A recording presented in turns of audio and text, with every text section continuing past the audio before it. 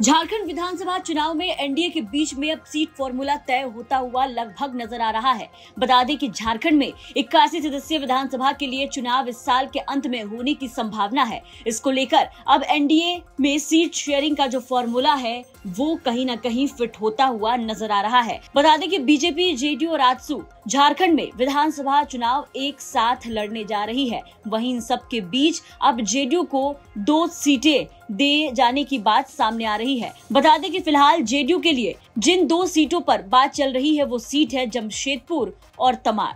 कहा जा रहा है कि जेडीयू जमशेदपुर और तमाड़ की सीट से चुनाव लड़ सकती है। ये दोनों ही सीट जेडीयू के खाते में जा सकती है। सूत्रों के हवाले से जानकारी सामने आ रही है कि जमशेदपुर से सरयू राय जेडीयू की तरफ से चुनाव लड़ सकते हैं। बता दें कि सरयू राय अभी हाल में ही उन्होंने जेडीयू ज्वाइन किया है और अब जेडीयू की तरफ से उन्हें जमशेदपुर से चुनाव लड़वाया जा सकता है। वहीं तमाड़ से राजा पीटर को चुनाव लड़ाने की बात कही जा रही है। इसके अलावा सूत्रों के हवाले से ये भी जानकारी सामने आ रही है कि जेडीयू 2 से ज्यादा सीटों की डिमांड कर सकती है।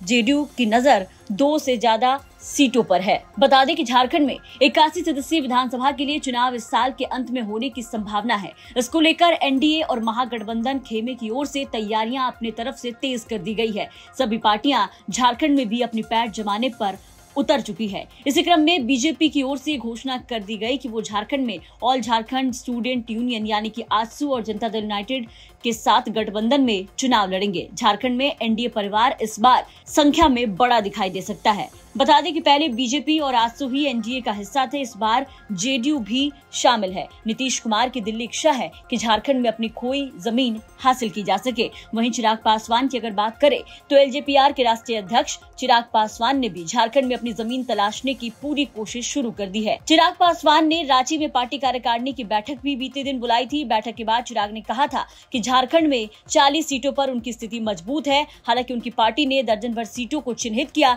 जहां से बीते दिन चिराग पासवान ने ये भी कहा था कि उनकी पहली कोशिश होगी कि एनडीए के फोल्ड में रहकर ही चुनाव लड़े, यानी कि एनडीए के साथ मिलकर चुनाव लड़े। लेकिन किसी वजह से अगर उन्हें जगह नहीं मिलती है, तरजीह नहीं दी जाती है, तो फिर झारखंड में चिराग पासवान अकेले चुनावी मैदान में उतरकर अपना दम दिखाएंगे। अब ऐसे में देखना होगा कि चिराग पासवान का अगला कदम क्या होता है। फिलहाल आपको बता दें कि बीजेपी, जेडीयू और आजसू एक साथ झारखंड में चुनाव लड़ने जा रही है। दिल्ली से अमित भारद्वाज की रिपोर्ट, बिहार तक।